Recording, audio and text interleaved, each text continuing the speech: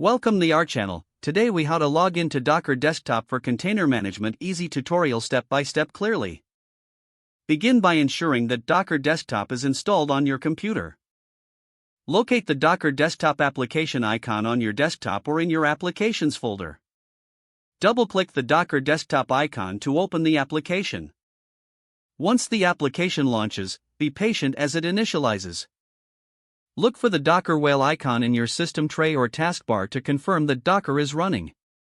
If you haven't already created a Docker account, navigate to the Docker Hub website. Click on the Sign Up button to create a new account. Fill out the required fields, including your email address, username, and password. Complete any CAPTCHA challenges and agree to the terms of service before clicking Sign Up. Check your email for a verification link from Docker. Now, return to the Docker Desktop application. In the top right corner, find the Sign In button and click it. Enter your Docker Hub credentials in the provided fields. Include your registered email and password. Click on the Sign In button to log into your account. Once logged in, you should see your account information in the top right corner. Take a moment to explore the Docker Desktop interface. You can now start creating, managing, and deploying containers. If you need assistance, explore the Docs section built into the app for further guidance.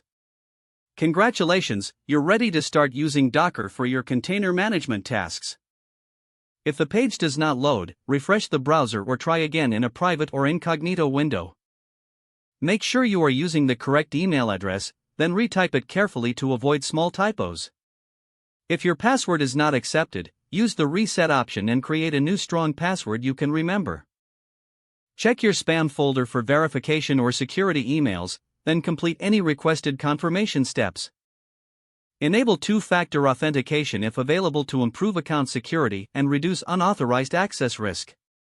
After signing in, review your profile details so your contact information and settings are accurate and current. If you see an error message, note it down and try again after restarting your device and internet connection. Log out when you finish, especially on shared devices, to keep your account and payment information secure. If the page does not load, refresh the browser or try again in a private or incognito window. Don't forget to like this video and subscribe to our channel for more step-by-step tech guides.